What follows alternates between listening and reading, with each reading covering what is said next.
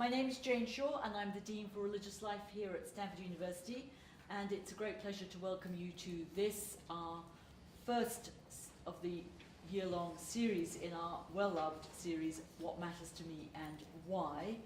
And it's a huge pleasure to welcome a friend and colleague, Thomas Ehrlich, the visiting professor at Stanford School of Education.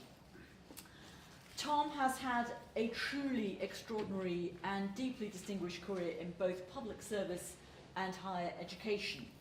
He was president of Indiana University, provost of the University of Pennsylvania, and dean of Stanford Law School. He was also the first president of the Legal Services Corporation in Washington, D.C., and first director of the International Development Cooperation Agency, reporting directly to President Carter. After his tenure at Indiana University, he and his wife Ellen, who I'm also delighted to welcome here today, moved west to California, and he became Distinguished University Scholar at California State University and taught regularly also at San Francisco State University. From 2000 to 2010, he was a senior scholar at the Carnegie Foundation for the Advancement of Teaching, and we have a slight connection to that because he helped compose and edit a book on educating clergy, which I was involved in creating. So that was our first connection. Tom is author, co-author, or editor of 14 books, including most recently What You Can Do for Your Country, Civic Work, Civic Lessons with Ernestine Fu from 2013, and Preparing Undergraduates for Business, Liberal Learning for Professional Education, which came out in 2011 and won the Ness Prize for the Best Book of the Year on Liberal Education.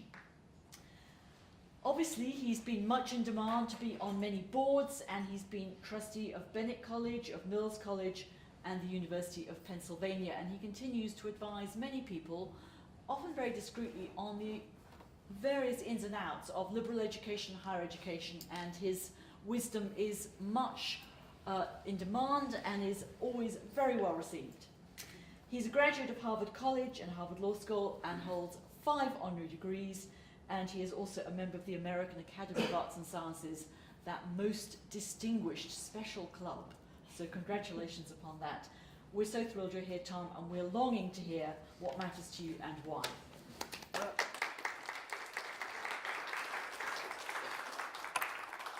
Thank you for those lovely words, and I am myself delighted to be here to talk about what matters to me and why.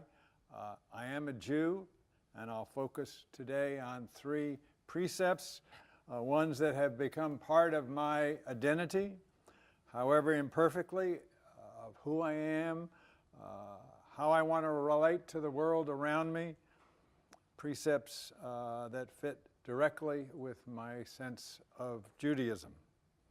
At the outset, I stress my blessings. A wonderful family is most important. An incredible wife of 57 years, Ellen, here today, as the dean said, who has taught me, helped me, loved me, even when I was far from lovable. 3 wonderful children, their spouses, 9 grandchildren. I'm also been blessed by my mentors who have helped make my multiple careers. Ellen says I can't hold a job, all that possible. But I underscore, having heard that lovely introduction by the dean and my CV, that in fact I was often rejected for positions I thought I was supremely well qualified, better than the one who was chosen. Those rejections are not on my CV, but someone upstairs was watching out for us, because when we went to Indiana University, we truly had the most wonderful experience of my professional life. But it's against that background that I'll talk about briefly these 3 precepts, and then listen to your comments or questions if you have them. My first precept is to do everything I can to understand, really to know in all their dimensions, the persons with whom we have great seats right up here. You don't have to be in the mezzanine. To really know and understand those with whom I'm working to relate as teacher, as friend, as colleague. I go back to the summer of 1946. I was 14 years old at the time, and I was runner in a stock exchange in Boston. And it was called an odd lot exchange, which meant it sold in less than 100 lots. And my job was, when a trader got a call, to take a little slip of paper with the trade and run as fast as I could downstairs to the trading floor and give the slip of paper to one of the other employees who would take it over to a trader from the firm, and that guy would make the trade. At the end of the summer, I was feeling very puffed up and proud of myself as I wrote a memorandum to my boss and said, I figured out that you can save money by having the person who's in my job take the slip and go actually onto the floor, and you could just do without this fellow whose job it is solely to take the slip of paper and go onto the floor and give it to him. And my boss looked at me for quite a while and then said, that fellow who takes the slip of papers has been working for our firm for 38 years. He's 57 years old. If I let him go now, what do you think is going to happen to him or to his family? And I had never thought for a nanosecond of the reality that this person, this was a real person with a real family and a real set of needs. And it was a lesson to try to understand others, to put myself as best I could in their position, to empathize is the word we use now, though it captures only part of really what I mean, because it's so important in teaching students, it's important in life, but it's often hard to do without real effort to come to know students and others with whom one tries to connect. And two brief tales from my time at Indiana University, where I taught regularly as well as was president. The first was when I was teaching a class in Indianapolis, older, part-time, working with family students. And the lesson for the day was the letter from the Birmingham jail. And I walked over to one of the students in the class, a woman in her 30s, and said, Francis, do you care enough about something that you'd be willing to go to jail for that? And she looked at me for a long time and then said, no. You see, my brother's in jail for life, and I've come to Indiana University so I don't have to go to jail. And all of a sudden, it just opened up a world that I had been cocooned from about how this student, but also other students, had to grapple with issues in order to get an education that wasn't handed to them. A while later, I gave awards regularly to outstanding students at the 8 campuses of Indiana University, and one of the awards was to an extraordinary woman at Indiana University, Fort Wayne. and she was just a superstar in everything. And I gave her the award. A couple of weeks passed, and I got a call from the dean of students who said, we have a problem. Janet has dropped out of school. That's the student you gave that award to. And we don't know why, but she won't come to school. She says university is over for her. But would you call her? Because maybe when you call her, it will help bring her back to college. So I said, of course I would. And there's seats up front if you'd like to sit up here and not there. But I called Janet and I said to her, you're the most extraordinary student on that campus, and you can do absolutely anything you want to do. Why did you drop out? She said, well, I'm married.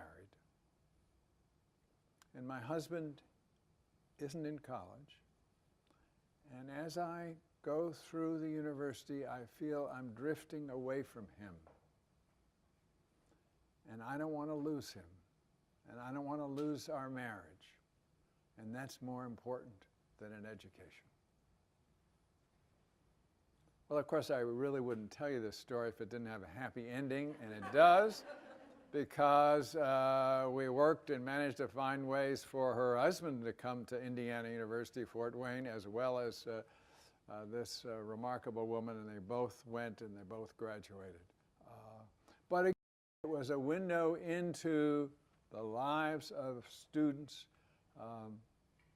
who were struggling hard to get an education, but there had been a curtain over those lives that was slowly getting exposed over the years that Ellen and I were there. My second precept is the importance of taking a moral stand. It's, of course, easy when there's no pressure on the other side, but I've been in occasions when there have been pressures, a lot of pressures. When I was chosen as the first president of the Legal Services Corporation, which funds civil legal help for poor people, it was the job I wanted. I was dean at Stanford Law School at the time, but I came to understand there were 34 million poor people in this country at that time, more now, who were totally without access to civil legal help unless they had a legal services lawyer. And I wanted to be part of a brand new organization that would promote that. And we had 6,000 full-time lawyers and 6,000 paralegals, but for 34 million people, that's not very much. So I spent a lot of time talking to private bar associations and asking for their time, their talent, their energies to help give legal services to poor people. And many thousands did so. But I also found that some of the lawyers in the wealthiest firms doing derivatives and all sorts of fancy, high-priced activities would say to me, gee, Tom, I can't do that because I really don't know anything about Social Security law or family law or housing law. And I'd say, don't worry. We have a short course you can take. It will train you easily, and you will do an enormous service to people for whom the loss of a Social Security check may mean they're not just out of the street, but they don't have anything to eat, and it's true disaster. And then all too often, the next response would be, well, I'd like to do that, but they wouldn't be comfortable with me. And it took a little while for me to realize that this was a code for saying I wouldn't be comfortable with them. I wouldn't be comfortable with them, particularly if their skin color was different than my own. It was important to see then that giving help to others was something that one came to learn over time. The earlier the better, but certainly college was a prime time to learn it, and that enabled me to come back to university life committed to promoting civic engagement, service learning courses, programs across the country that helped strengthen. And that was, in my view, a moral imperative. But when I was president, or when I was chosen as president, rather, of the Legal Services Corporation, the board that chose me had half Republicans, half Democrats, and they chose me in part because I hadn't been part of the legal services establishment before. And I was told by the chair of the board that I had complete authority to choose whomever I wanted. And I chose as my deputy the executive vice president, my alter ego, a close friend who had been dean of Catholic Law School, had been head of the legal services when it was part of the Office of Economic Opportunity in the White House. And he was, to me, a perfect partner because legal services lawyers knew him and trusted him in a way that they didn't know or have reason to trust me. But the week before we were to have the formal decision by the board and then the swearing in of myself as president and my colleague Clinton Bamberger as executive vice president, a right-wing columnist named Kirkpatrick wrote a venomous column saying that I was a wild-eyed lefty, but Bamberger was worse. He was pink, and the board at any cost should be sure that he didn't become part of the new Legal Services Corporation. So I went to the luncheon where the board met in executive session, and the idea was they were quickly going to approve us, and then we had invited 500 or so of our closest friends to come to a large gathering where Justice Byron White would swear each of us in, and we give a good start to legal services. Well, the luncheon went on and on and on, and finally the chair of the board, who was dean of the Cornell Law School, came out and said to me, "Tom, the board is split 5-5. There were actually 11 on the board, but one of them was delayed in New Orleans and couldn't get out. 5 of them absolutely refuse to allow Bamberger to be executive vice president. So would you please consider choosing someone else as your executive vice president?" And I felt instantly what the right moral stand was, which was to say, I can't do that. I can't do that, and I've given him my word, but no less important, I believe I can't do the job adequately without him. But I knew in the back of my mind that if we weren't appointed, legal services was going to suffer for a time without a president, and there would be real and difficult consequences.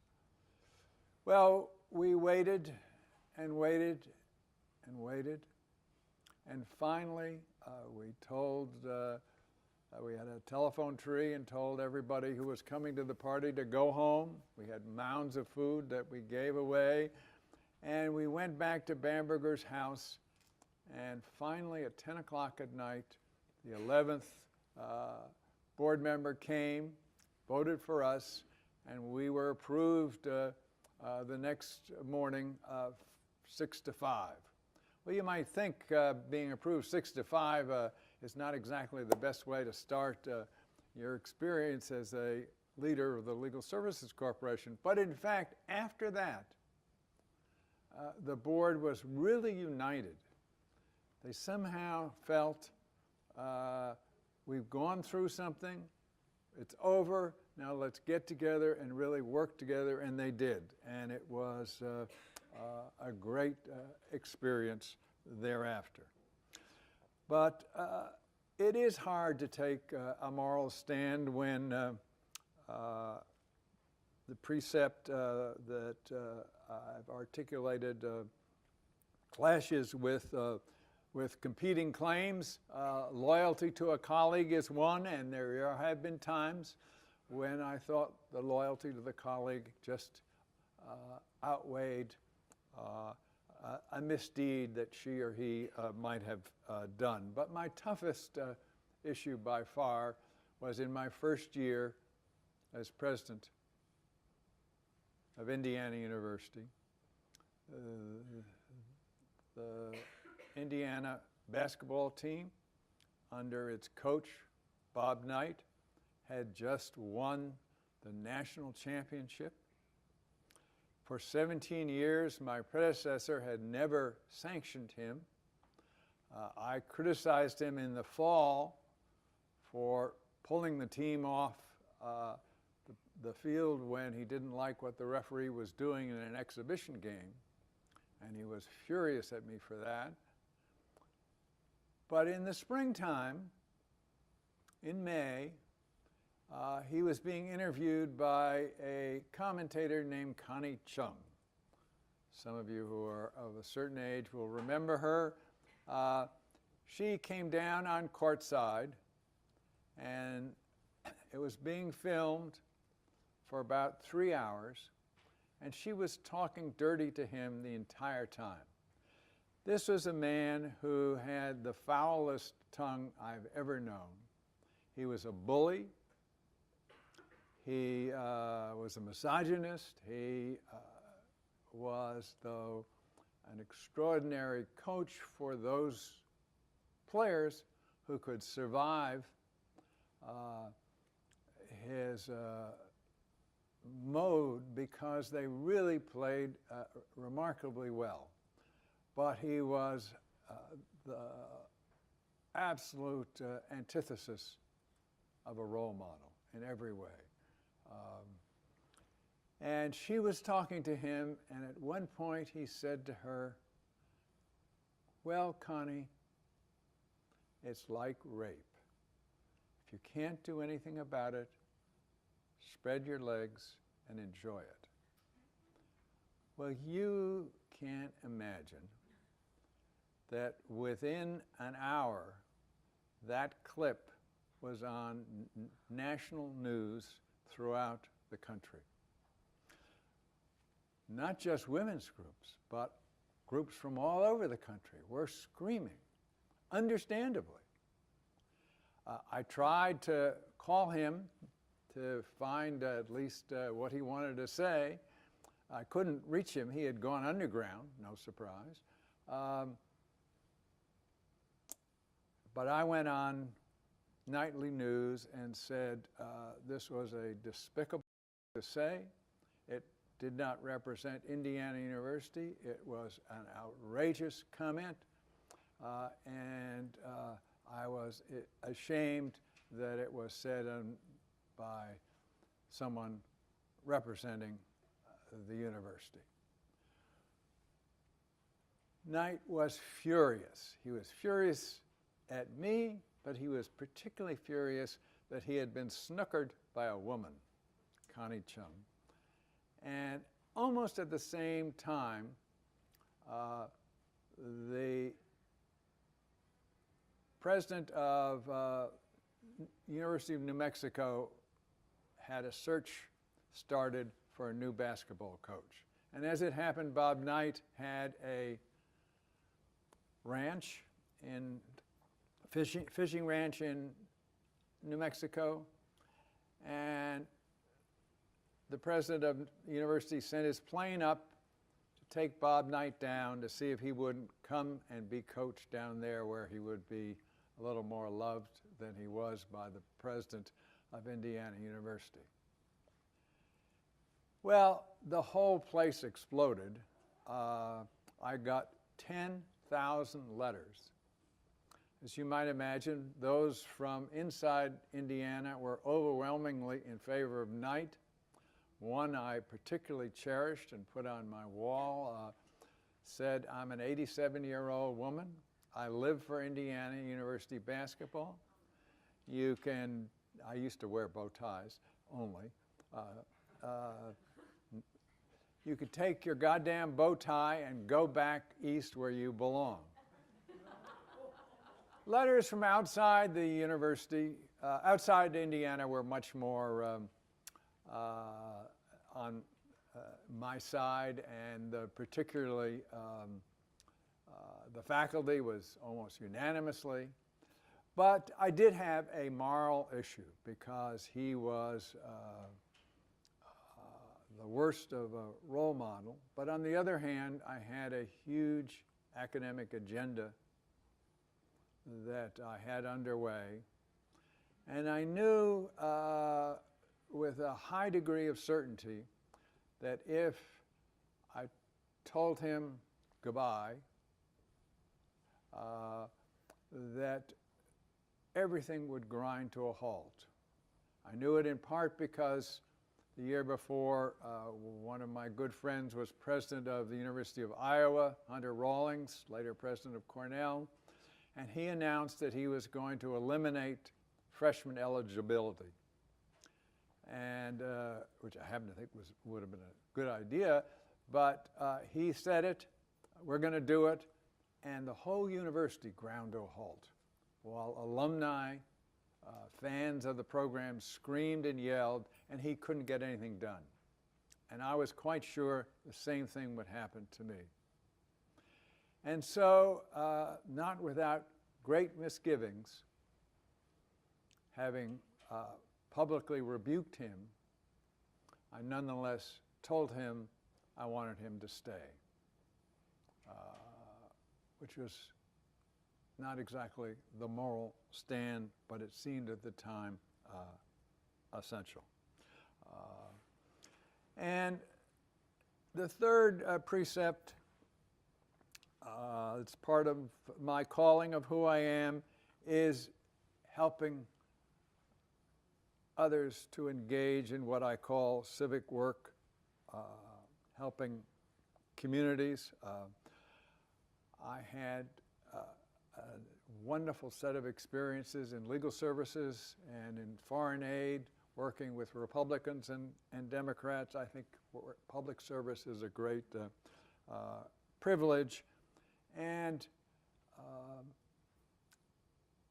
as I indicated, I think it's one where if students start early, before college ideally, but certainly at college, which is why I'm so proud of the Haas Center and all that it does here to promote public service, and it's my privilege to be part of that.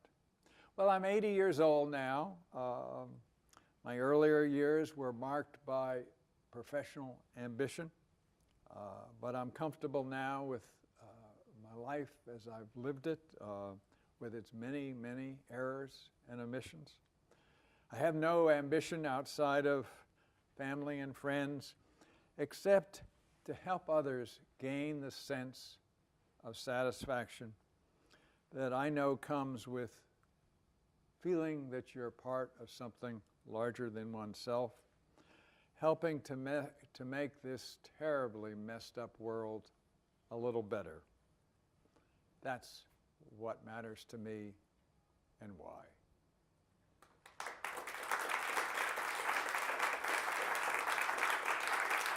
Thank you.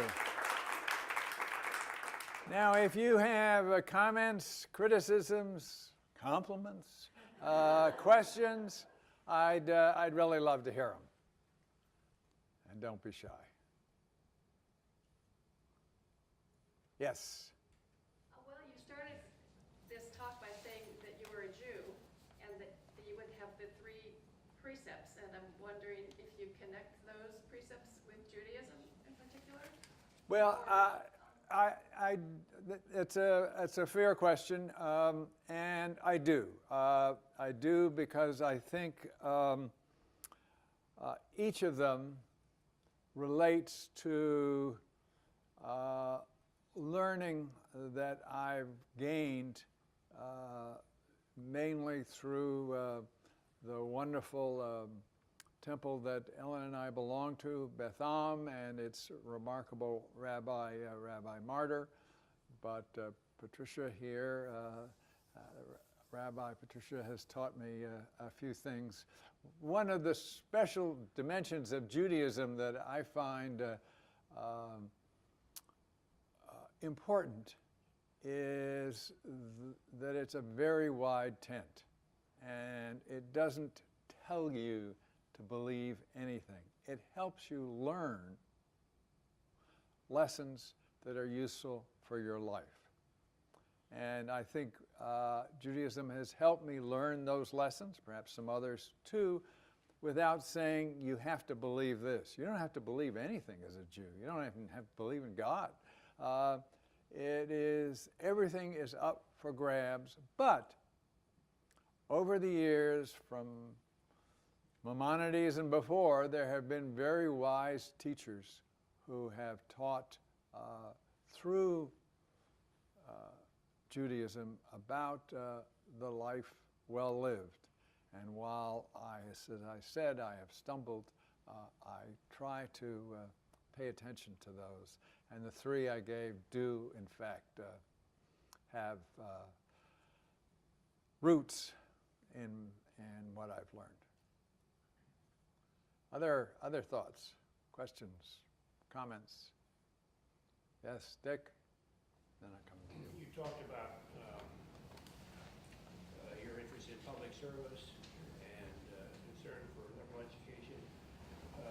As you looked at the current situation and the trend over the last 30 years, are you a little bit pessimistic, as are many of us, about the directions that we're moving? Yes.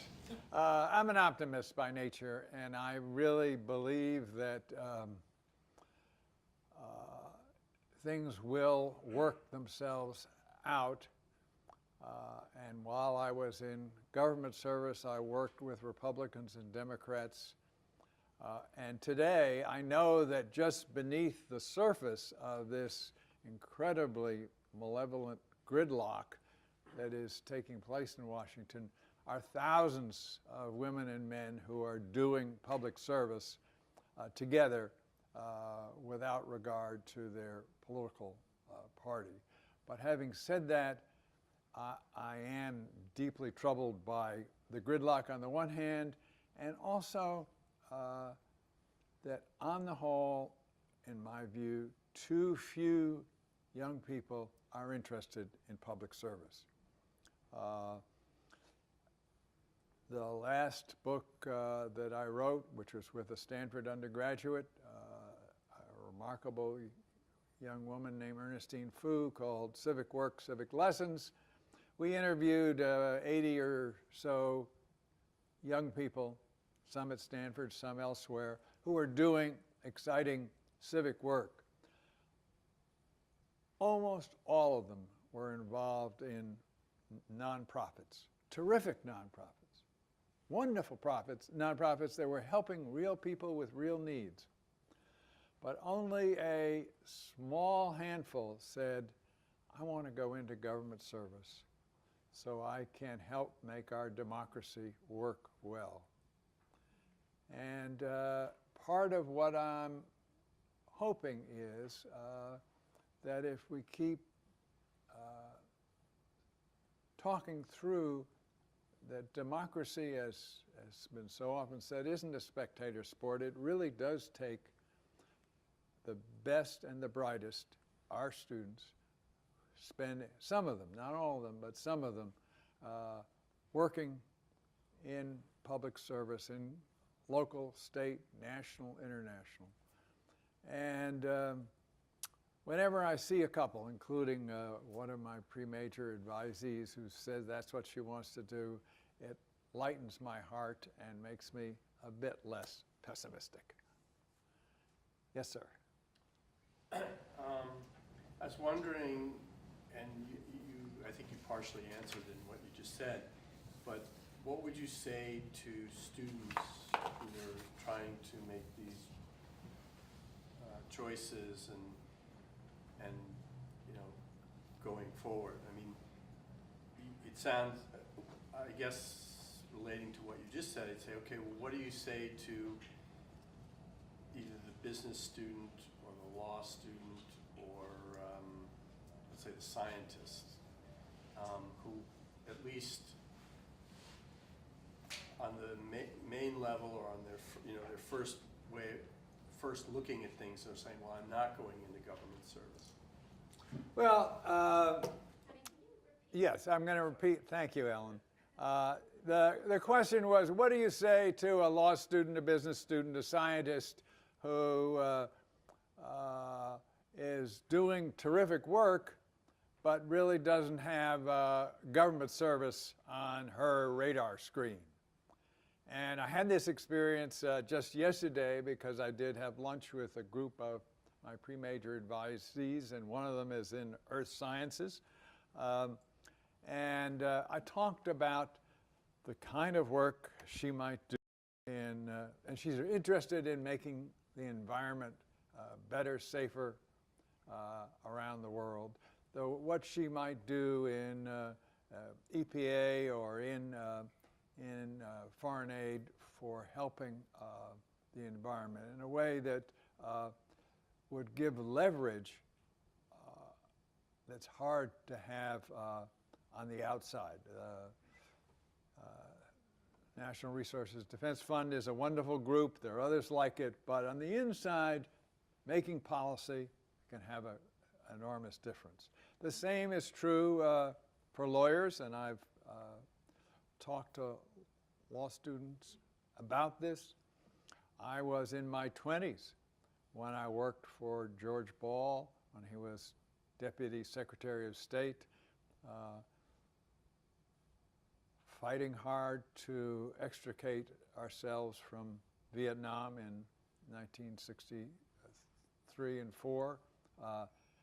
We lost that fight, of course, but I had a chance at a very early age to work with an extraordinary number of major figures that I wouldn't have otherwise. And that experience in government can be replicated today by lawyers, by those in all fields. And so I say that and encourage them to think of Stanford and Washington, which gives opportunities to do that. Not all of them are going to, but I hope more of them are over the years as the opportunities are really there. Yes, Howard. So Tom, you lived on and around college campuses for the last 50 years. And aside from this comment about how students today perhaps don't want to go the government route, want to go nonprofits or NGOs, I'm curious what you perceived as being the changes in college students over that time, or are they fundamentally the same, just packaged in a different way? Oh, that's a really interesting question. And it's complicated for me because I've seen students, I started at Stanford in 1965 as a teacher. Then I taught at the University of Pennsylvania. I taught at Indiana University. When I came back here, I taught in the Cal State system for 5 years. So the two little stories I told about students, you wouldn't find those students, the Fort Wayne student or the student whose brother was in jail for life at Stanford. But let me just take those at Stanford and see. My sense is complicated. On the one hand, when I came back from the State Department, the Vietnam War was accelerating, and I spent much, and students were on the barricades protesting the war. They were activists, and it wasn't a happy time, needless to say, but there was a sense of student engagement in issues of national importance. Now, there was a draft, and that was a big contributor. I don't want to minimize that. I spent a fair amount of time getting our students out of jail because they did go on the barricades and and I don't feel that sense at all anymore. On the other hand, I feel students who are involved in creating, inventing, starting. In some ways, Stanford feels like a kind of giant startup with so many students doing really incredibly interesting and important things. And I didn't feel that then. And in both ways, those are differences. I think we've lost some of the potency of advocacy that students used to have, but I think we've gained this sense of excitement in terms of doing new things that I didn't feel before. Yes? If you could have Obama's ear for 10 minutes, and you get to say what you want to say about anything you want to talk about, what might you want to address with him? Well, thank you for the kind compliment of suggesting that. The question was, if I had Obama's ear, what would I say to him? I would preface this by saying, I think by the time you are his age, your character is pretty well shaped. So those who complain about this and that and the other thing, it's not as though he can just flip and be a different person. He is the person he was. I had the privilege of watching fairly up close Kennedy and Johnson and Carter and Clinton. And those were four very different persons.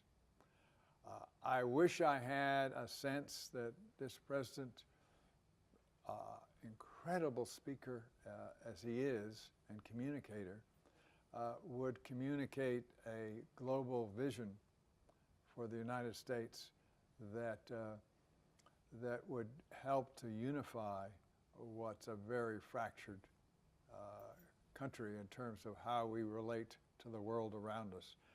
I don't feel he's done that. I think he could do that, but he hasn't.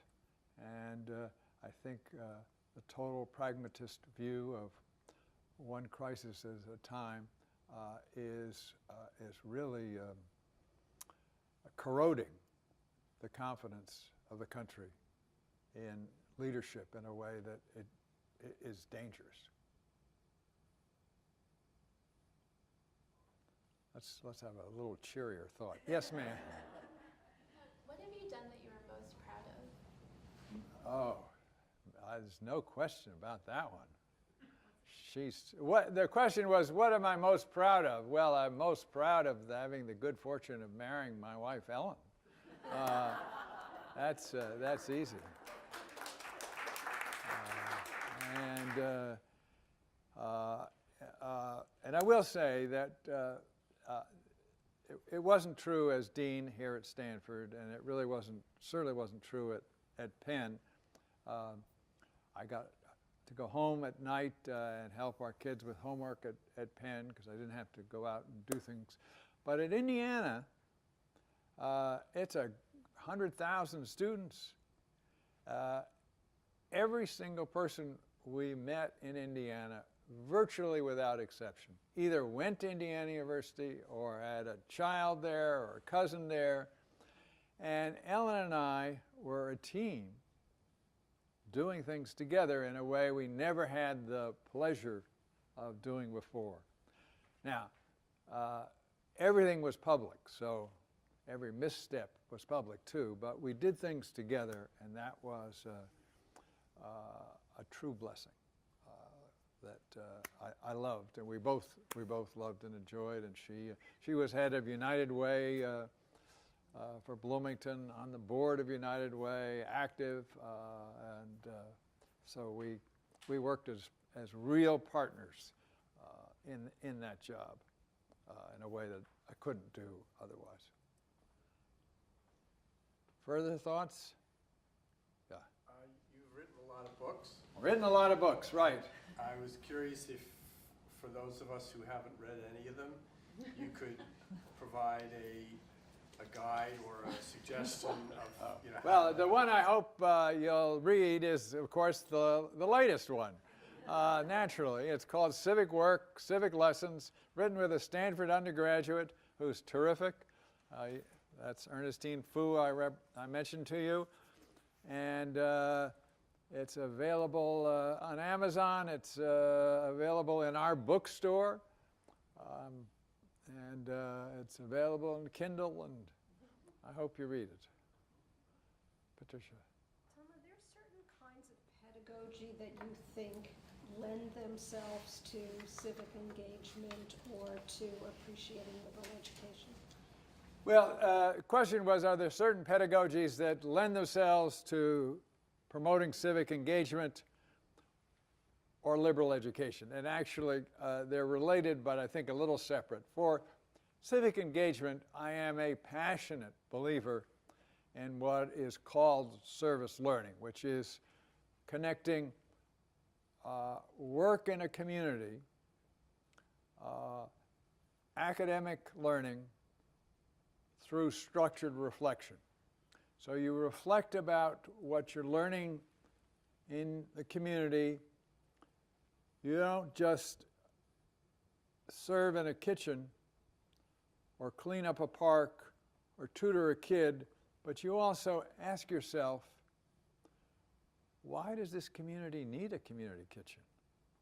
Why isn't it parks clean? Why aren't the schools better? And what can I do as a citizen to change all that? And done well, that's an experience that's wonderful. Now, some faculty are nervous about something going on with their students outside of a closed classroom where they don't have complete control. But as far as I'm concerned, that's a most powerful way to learn. And it's also in part of a liberal education, because it is learning about the world around us, particularly here at Stanford, where because we have 8,400 acres, it's a very sheltered environment. And one of my other freshman advisees had not been off the campus since he got here. And so we worked out a little chart of things he could do with some of my help, because he's not going to get a good education just by sitting in the closed environment of this campus. I also think, though, that really being exposed particularly to the humanities and coming to have a sense of what great thinkers from various perspectives have thought and written about, either in philosophy or in fiction. George Eliot is one of my favorite philosophers, though she's a fiction writer, was a fiction writer. And I think I worry a bit here that at Stanford, none of the humanities are in the top 10 majors. I don't worry that all our students are taking computer science. I think that's fine as a course, but I worry that the humanistic core is dwindling a bit. And I wish we could do more to encourage that, which is exactly what you do, so I know. Yes? Tom, no pun intended on this question, but you at Indiana, you had a full court press Yes. experience with collegiate athletics, with the situation with Bobby Knight. And would you just care to comment or reflect on the current state of collegiate athletics in this country in terms of its relationship to higher education, and any reflections that you Question have about was, reflect on intercollegiate athletics and its relationship or lack thereof to higher education. I thought at the time, I love sports generally, and I think there's a great festival dimension at Indiana and Stanford. But as an example, the Big Ten used to actually be 10. Bless you, 10 institutions. And now it's expanded. It's expanded to include Penn State. That was the first one. And I argued against that because it is so hard to get to Penn State. And nothing against Penn State otherwise, but it meant our players were going to be gone from the campus too much of the time. Well, that issue has just multiplied. The Big Ten now has Rutgers and Missouri and so forth. And we have an arms race going on in at least the lead group of universities, Stanford included. I remember the first time I heard that an indoor practice facility was being made for football, which is played outside. And I said, why in the world are we doing that? Well, we were doing it because Ohio State was doing it. And if we didn't do it, Ohio State would get the players that we wanted to get. And that's just the thing that's gone back and forth, with coaches getting more and certainly more than university presidents. So I worry about that. I worry about this latest shift that allows a group of universities more or less to even up the arms race. If I had my druthers, we would at least follow the same rules that the Ivy League does. But that's not going to happen. And I find it depressing. I find it depressing that our student athletes have to spend 6 or 7 hours a day in their sport, which they love to do. I well understand they love to do it, but they're not exposed to the riches that Stanford and beyond have to offer because they have to do that. And that worries me a lot. Final thought? Last one. You've had yours, but yes? The main challenges of the high school industry, as you think, and what do you think we should do about it? I'm sorry, what should we do about? The main challenges of the high school. Oh, main challenges of high school is that's a massive issue, but I'll just say briefly, for low-income women and men, getting a good high school education is a huge challenge, and unfortunately, we're not investing enough in good teachers. We're not paying them enough. I don't think we're prepared. We do a wonderful job here at Stanford in the STEP program, preparing teachers. But in general, there are no standards for teacher education, and it shows. So there are a lot of steps. I think the Common Core will help, but I think, and I